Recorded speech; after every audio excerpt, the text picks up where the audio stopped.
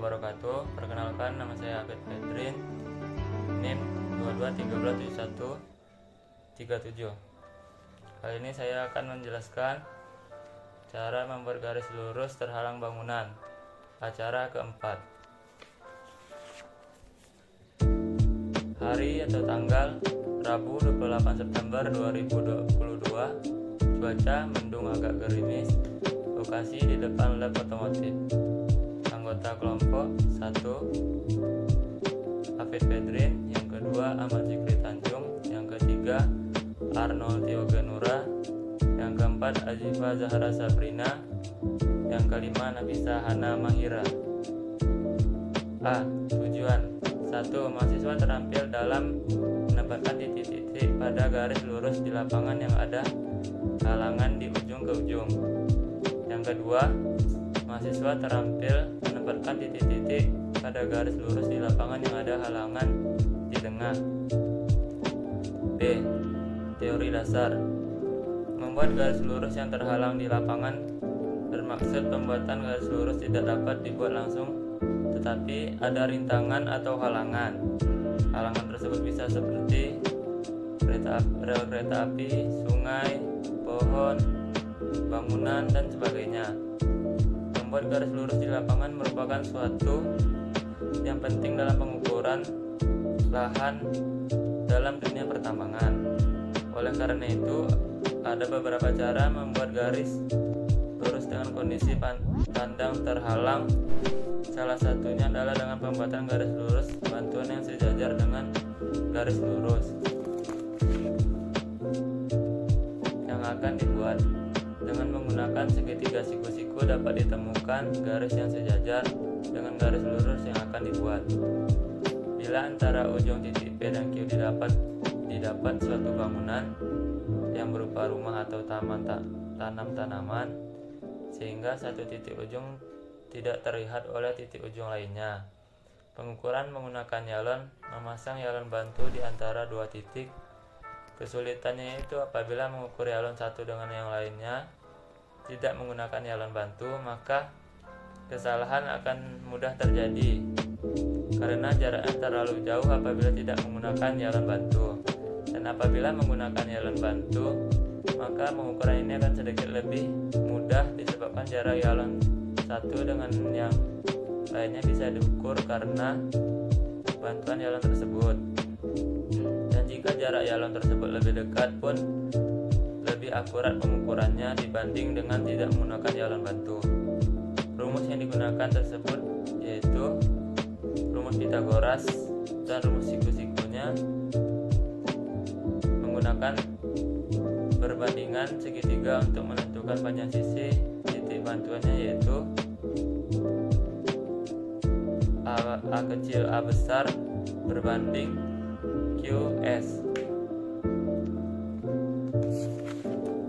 Cara kedua, pada gambar terlihat garis AB yang dibuat sembarangan, lalu C terletak di luar garis lurus AB. Lalu ukuran jarak AC dan BC, lalu bagi AC dan BC menjadi bagian-bagian yang sama. Misal BAC 3 bagian sehingga CD setengah AC dan CE sepertiga CB. Hubungkan DE dan perpanjangannya sehingga menjadi FG. Garis FG adalah garis yang sejajar dengan AB. Yang B, alat dan bahan. Alat yang digunakan yang pertama 4 buah yalon, 4 buah pen ukur, 1 pita ukur, yang keempat kompas, yang kelima rompi, yang keenam helm, yang ketujuh buku dan pulpen.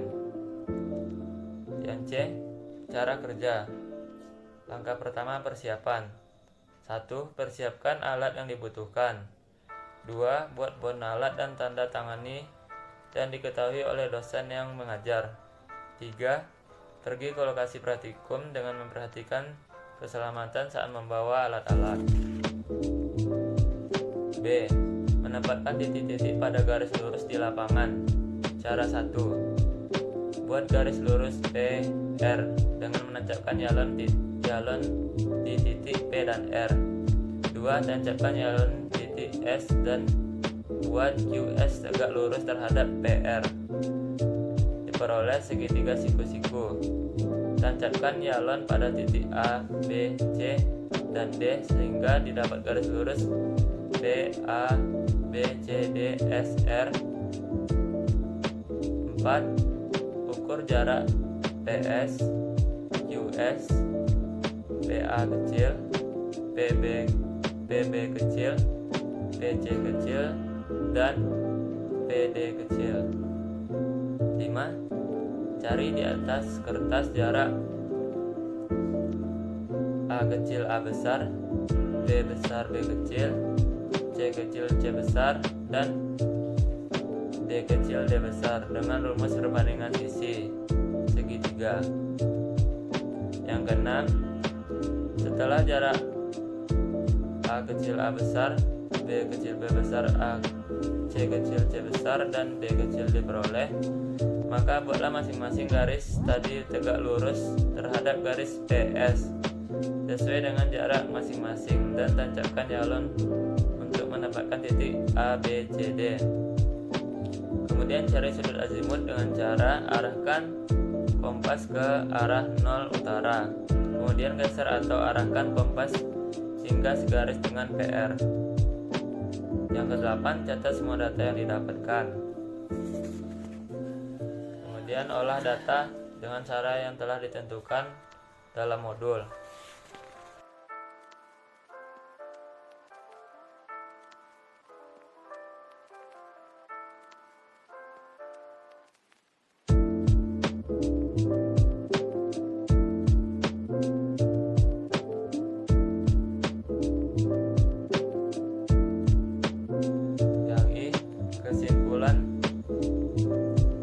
A. Garis lurus mesti bisa dibuat walaupun terhalang bangunan dengan perbandingan lurus dan Pitagoras.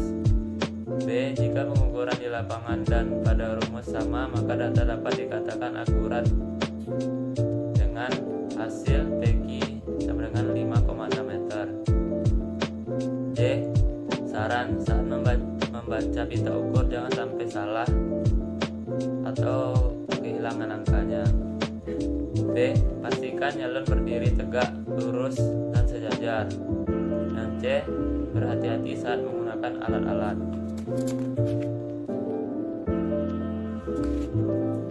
Sekian yang dapat saya sampaikan.